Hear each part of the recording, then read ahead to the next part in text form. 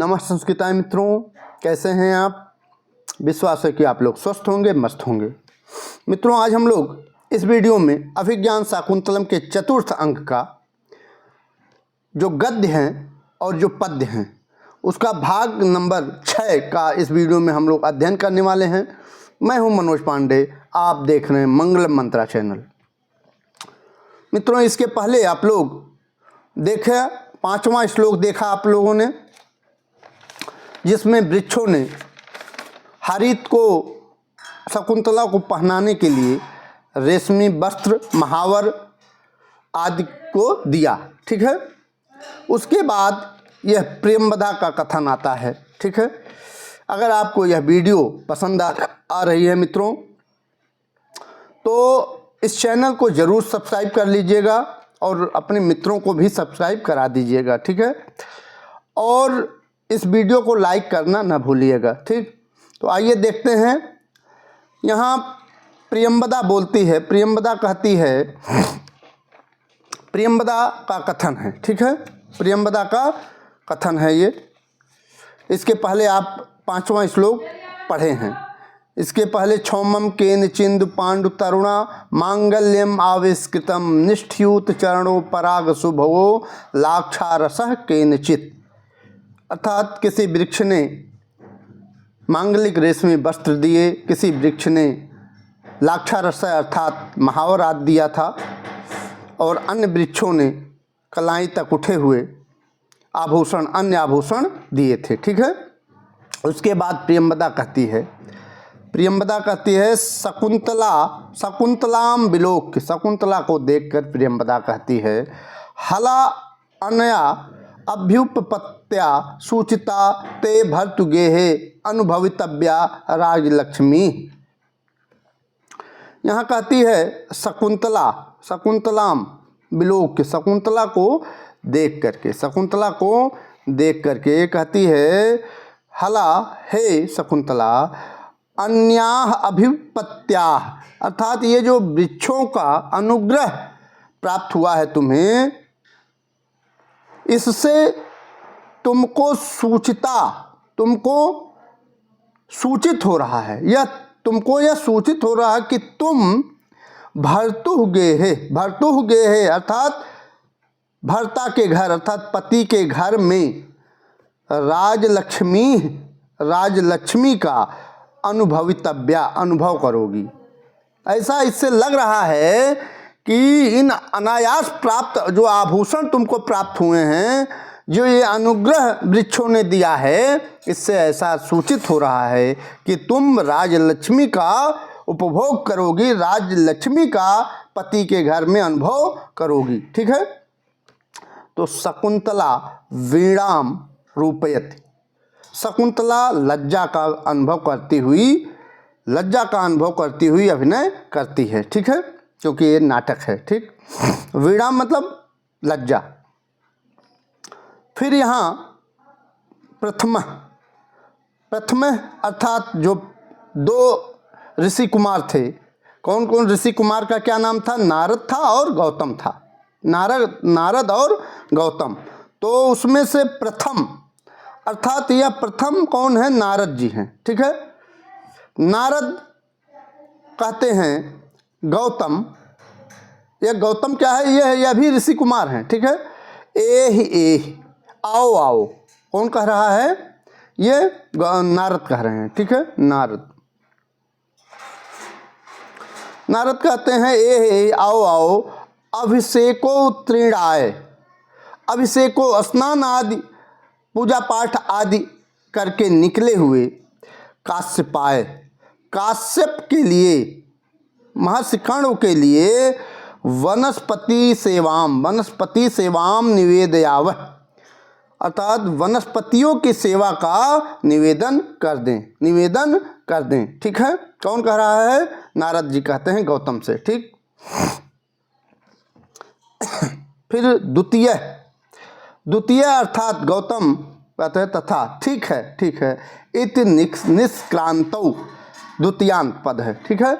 दोनों निकल जाते हैं, दोनों ऋषि कुमार अर्थात नारद और गौतम निकल जाते हैं। फिर वहाँ दोनों सखियाँ आती हैं, सख्यो, दोनों सखियाँ, यहाँ भी द्विवचनांत है, ठीक है। दोनों सखियाँ आती हैं, प्रियंवदा और अनसुईया, ठीक है। अये अनुपयुक्त आभूषणों अयम जन, अयम जन, अयम जन अर्थात जो हम लोग हैं आभूषणों के उपयोग से अनुपयुक्त हैं, अनभिज्ञ हैं इससे, जो तुमको मिल गया शकुंतला, इससे हम लोग क्या हैं, अनभिज्ञ हैं। और चित्रकर्म परिचयन अंगेश ते, तुम्हारे अंगों में चित्र परिचय से तुम्हारे अंगों में आभरणान विनियोगम कुर्वः, आभरणान विनियोगम कुर्वः अर्थात आभूषण पहनाएंगी, हम लोग पहनाएंगे, ठीक है। चित्रकर्म परिचयन अर्थात चित्र परिचय से तुम्हारे अंगों में आभूषण पहनाएंगी, ठीक। फिर शकुंतला कहती है, ये इम्पॉर्टेंट है, ये 69वां जो है, ये शकुंतला का जो कथन है ये इम्पॉर्टेंट है, ठीक है, इसको नोट कर लीजिएगा। कहती है शकुंतला, जाने, यह आत्मनेपदी का शब्द है, ठीक है। जाने वाम नैपुण्यम, मैं जानती हूँ, वाम तुम दोनों, नैपुण्यम निपुणता को, तुम दोनों की निपुणता को मैं जानती हूँ, शकुंतला कहती है। उसके बाद उभे दोनों, प्रियंवदा और अनसुईया दोनों नाट्यन अलंकृतः नाटक में सजाने का अभिनय करती हैं, ठीक है। दोनों सखियाँ नाटक में आभूषण पहनाने का अभिनय करती हैं, ठीक है। काश्यप, फिर काश्यप यहाँ ततः उसके बाद प्रविशति प्रवेश करते हैं, उसके बाद प्रवेश करते हैं कौन,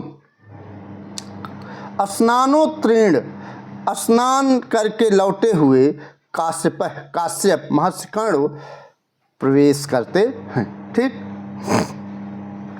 फिर काश्यप छठा श्लोक कहते हैं, एक सुंदर सा श्लोक है, श्लोक चतुर्थ का पहला श्लोक है। कहते हैं, या एक मिनट यहाँ से, यास्यति अद्य शकुन्तलेति हृदयं संस्पृष्ट मुक्त कंठया। आगे है, कंठ है स्तंभित बाष्पवृत्ति कलुष चिंता जड़म दर्शनम वैकल्प्यम ममतावदीदृशमिदं स्नेहार्द्यरण्यौकसः पीड्यन्ते गृहिणः कथं नूतनया विश्लेष दुःखैर्न वै।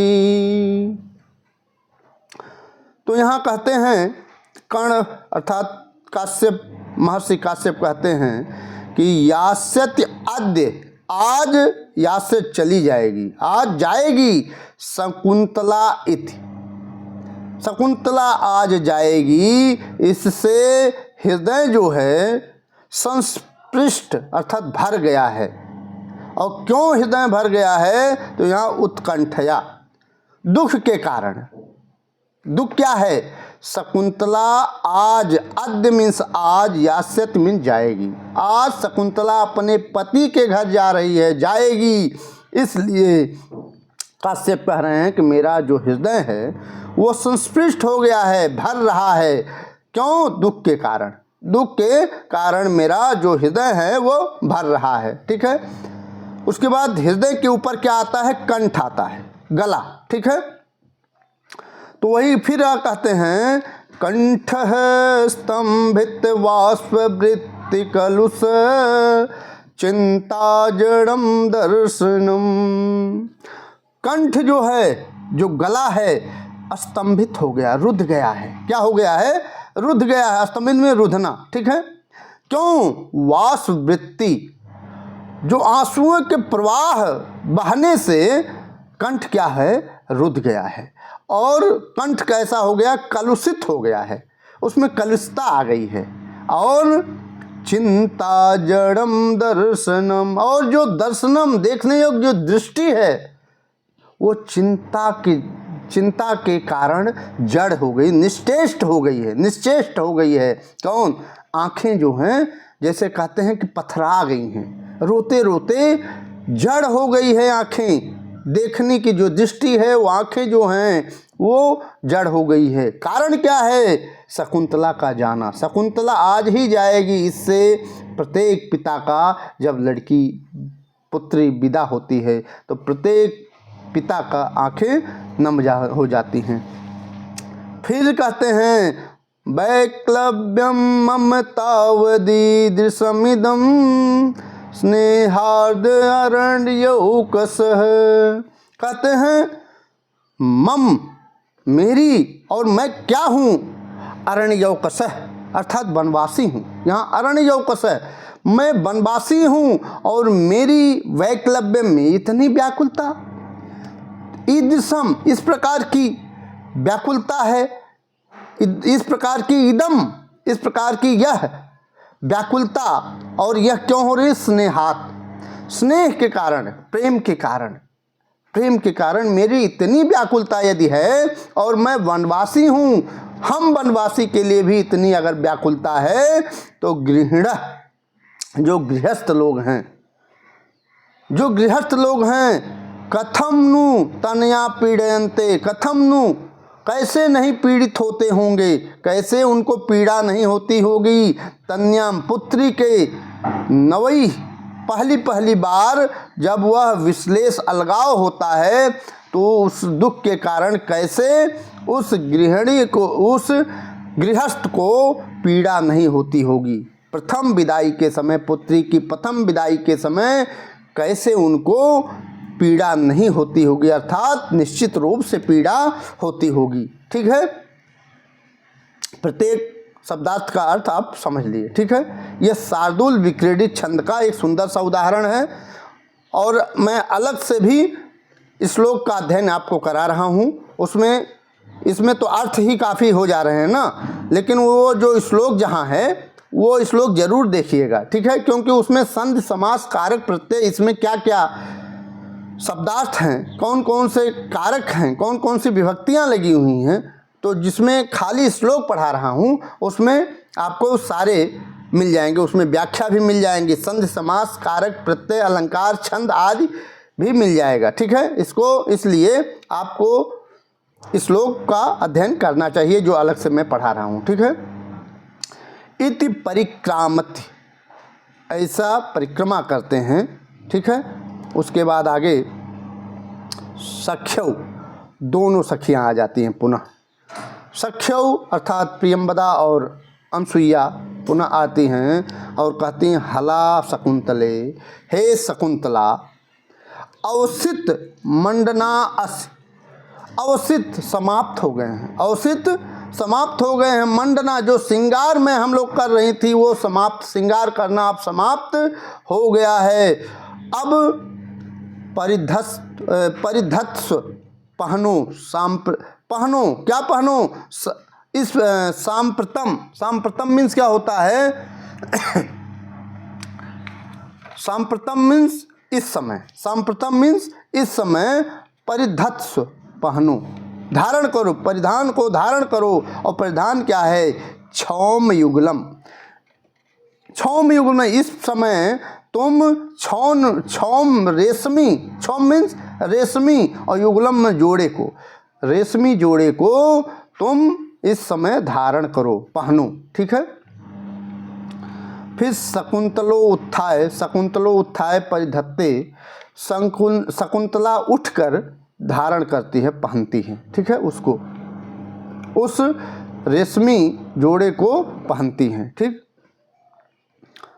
फिर गौतमी कहती है जाते पुत्री एस तय आनंद परिवाहिड़ा तक चक्षुषा परिस्वज्यमान इव गुरु उपस्थित है आचारम तावत प्रतिपद्यस्व। जाते पुत्री, यह गौतमी कहती है, जाते किसके लिए है? शकुंतला के लिए, ठीक है। कहती है जाते पुत्री ये सह यह, ऐसा यह जाते पुत्री ऐसा यह आनंद परिवाहिणा, अर्थात प्रेम के अश्रु बहाते हुए चक्षुषा नेत्रों से मानो की परिस्वज्जमाना, मानो की गले लगाते हुए गुरु उपस्थित है, तुम्हारे गुरु ते गुरु उपस्थित है, तुम्हारे गुरु उपस्थित हैं, तुम्हारे जो गुरु हैं अर्थात महर्षि कर्ण उपस्थित हैं, ठीक है। आचार्य तावत तब तक प्रतिपद्यस्व आचार्य, तुम उसको प्रणाम करो, तब तक तुम शिष्टाचार का पालन करो, तब तक सदाचार का या शिष्टाचार का तुम पालन करो, अर्थात प्रणाम आदि उनको करो, ठीक। फिर यहाँ शकुंतला सव्रीडम अर्थात लज्जा के साथ तात बंदे उनको प्रणाम करती है। तात उन गुरुजी को अर्थात तात कर्ण के लिए है, ठीक है।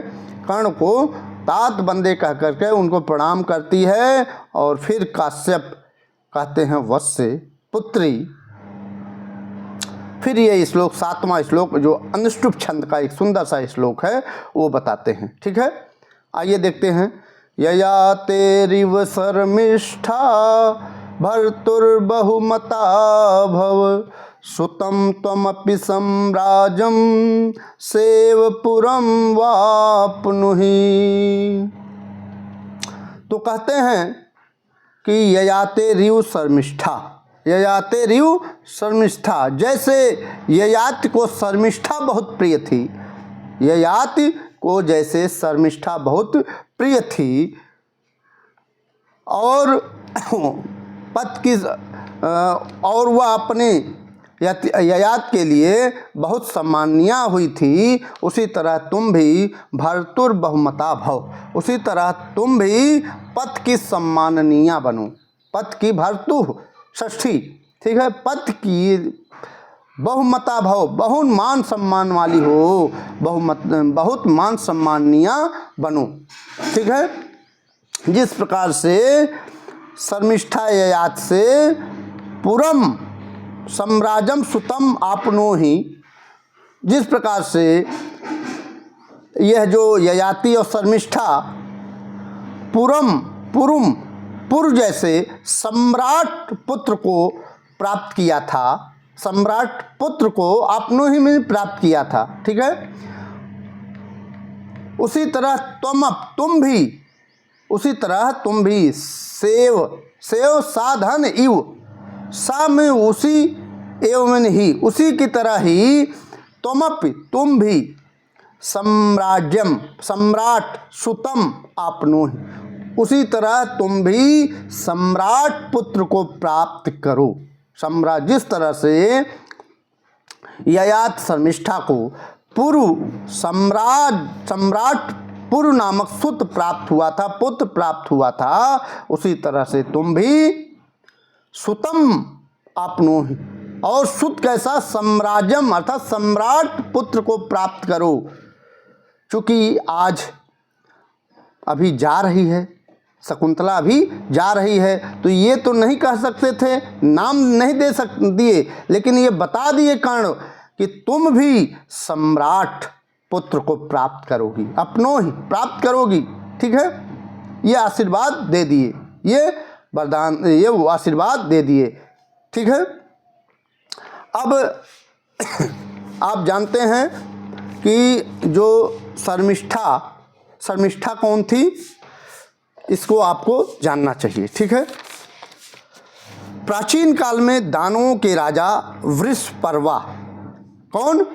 वृषपर्वा की पुत्री शर्मिष्ठा थी। वृषपर्वा की पुत्री कौन थी? शर्मिष्ठा, ठीक है। और वृषपर्वा के गुरु कौन थे? शुक्राचार्य, ठीक है। और शुक्राचार्य की पुत्री कौन थी? देवयानी। ठीक है, देवयानी। विवाह तो ययाति का विवाह तो देवयानी के साथ हुआ था। ठीक है।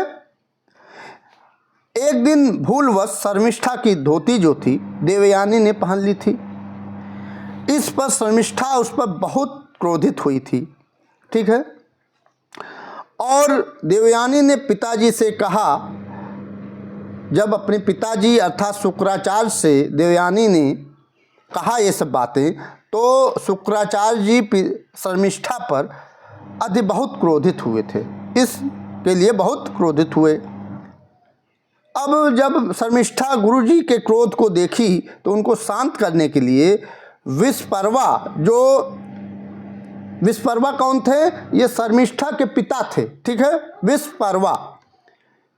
उसने अपनी पुत्री शर्मिष्ठा को देवयानी की सेविका बना दिया कि आज से यह तुम्हारी सेविका रहेगी। ठीक है। अब चूंकि शर्मिष्ठा बहुत सुंदर थी, ठीक है, ययाति इसके सौंदर्य पर बहुत ज़्यादा मुग्ध हो गए। ठीक है, मोहित हो गए। शर्मिष्ठा के रूप पर ययाति क्या हुए? मोहित हो गए। और शर्मिष्ठा के साथ उसी समय गांधर्व विवाह कर लिया। इससे क्या कौन उत्पन्न हुआ? शर्मिष्ठा से ये पुत्र उत्पन्न हुआ।